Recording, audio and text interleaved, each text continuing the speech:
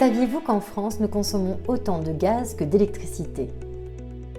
Ce gaz est utilisé dans les bâtiments, l'industrie, les centrales électriques et aussi comme carburant. Pour 99% de notre consommation, il s'agit de gaz naturel d'origine fossile importé de l'étranger. Cela pose problème pour notre indépendance énergétique et pour nos émissions de gaz à effet de serre. Alors que faire ? Il nous faut à la fois réduire de beaucoup notre consommation et il nous faut trouver d'autres sources de gaz. Et des sources de gaz, on en a chez nous grâce notamment à la méthanisation. Qu'est-ce que c'est ? La méthanisation est un processus naturel de fermentation de matières organiques. En Pays de la Loire, les matières méthanisées sont des produits agricoles comme du fumier et du lisier, des résidus de culture ou des cultures intermédiaires, des boues de stations d'épuration, des déchets de l'industrie agroalimentaire, des déchets des collectivités, déchets de cuisine ou déchets verts. La méthanisation produit du digestat, qui est un fertilisant naturel pour les terres agricoles, et du biogaz, qui, une fois épuré, devient du biométhane. C'est ce gaz qui peut être injecté dans les réseaux de gaz naturel et ainsi se substituer au gaz naturel d'origine fossile avec les mêmes usages. Ses atouts ? Le biométhane est une énergie locale et renouvelable, produite majoritairement à partir de déchets. Un bel exemple d'économie circulaire. L'utilisation du biométhane permet une réduction de 80% des émissions de gaz à effet de serre par rapport au méthane fossile. C'est donc un allié de choix dans la transition énergétique et pour nos territoires. Prenons un exemple concret. Allons en pays d'Anceny, entre Nantes et Angers. Y vivent environ 70 000 habitants. Cette communauté de communes travaille dans le cadre de son plan climat-air-énergie à diminuer sa consommation d'énergie et ses émissions de gaz à effet de serre. Le développement de la méthanisation sur son territoire est donc une bonne nouvelle. Plusieurs agriculteurs et collectifs agricoles y ont monté des projets de méthanisation. 3 sont déjà en service.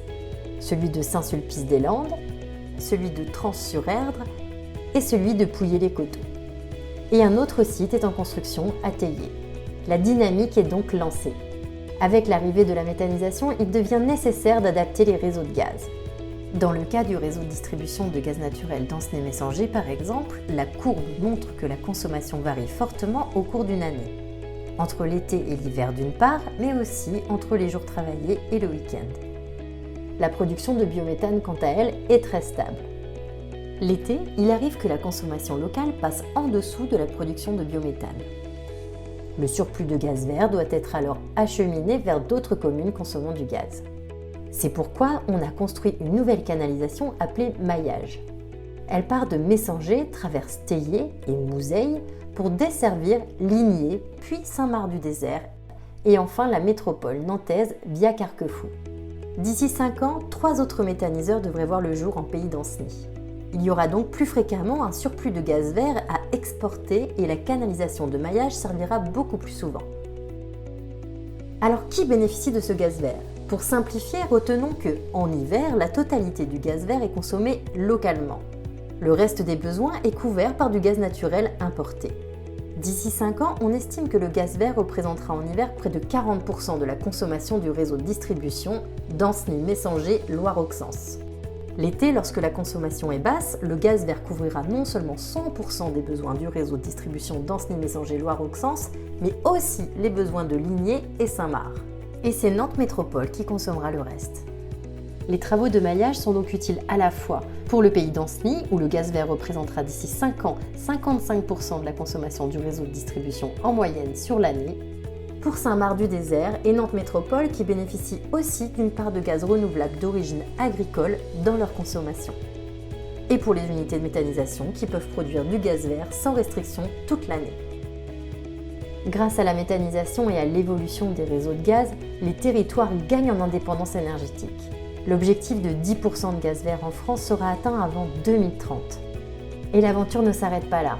Avec la sobriété, la méthanisation et d'autres façons de produire du gaz à partir de déchets ou de biomasse, nous pouvons viser 100% de gaz vert dans les réseaux en France en 2050.